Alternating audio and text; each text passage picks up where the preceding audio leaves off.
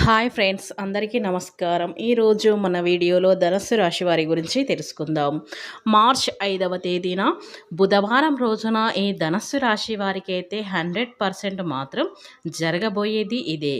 కనుక ఈ ధనుస్సు రాశి వారికి ఏం జరుగుతుంది?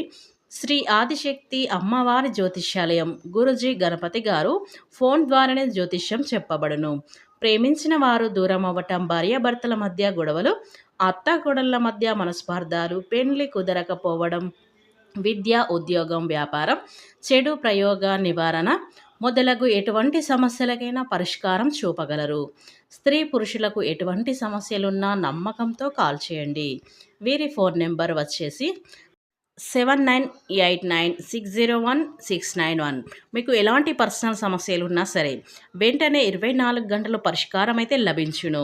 ఇక వివరాలకు వెళ్తే గనక ఈ ధనుస్సు రాశి వారికి మార్చి 5వ తేదీన బుధవారం రోజున ఏం జరుగుతుంది, అలాగే వీరి గోచార ఫలితాలు ఏ విధంగా ఉండబోతాయో పూర్తి అంశాలని మన ఛానల్లో స్పష్టంగా తెలుసుకుందాం. అంతకన్నా ముందు నా చిన్న రిక్వెస్ట్ అండి, వీడియో పూర్తిగా చూడండి, నచ్చితే లైక్ చేయండి.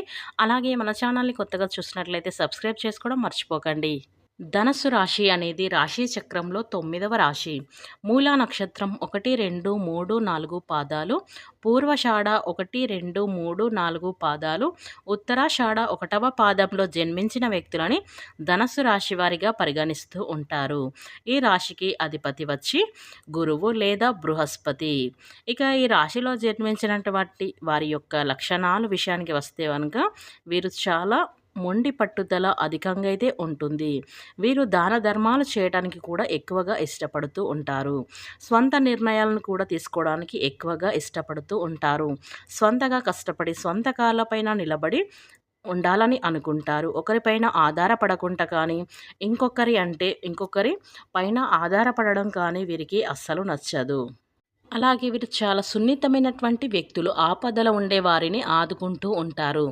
ఎక్కువగా ఎంత సున్నితమైనటువంటి మనస్తత్వం అంటే వీరికి కొన్నిసార్లు నష్టం జరుగుతుంది అని తెలిసినా కూడా సరే ఇతరులకు మాత్రం రక్షించాలి అనేటువంటి గొప్ప మనసు ఈ ధనస్సు రాశి వారిది అని చెప్పుకోవచ్చు. ఇలాంటి ధనస్సు రాశి వారికైతే మార్చి 5వ తేదీన బుధవారం రోజున ఏం జరుగుతుందో ఇప్పుడు తెలుసుకుందాం. ఈ ధనస్సు రాశి వారికైతే అనుకూలత అంతంత మాత్రమే ఉంటుంది.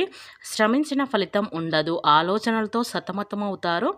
అలాగే మీకు వచ్చిన అవకాశాలు కూడా చేజారిపోతాయి. త్వరలో పరిస్థితులు చక్కబడతాయి.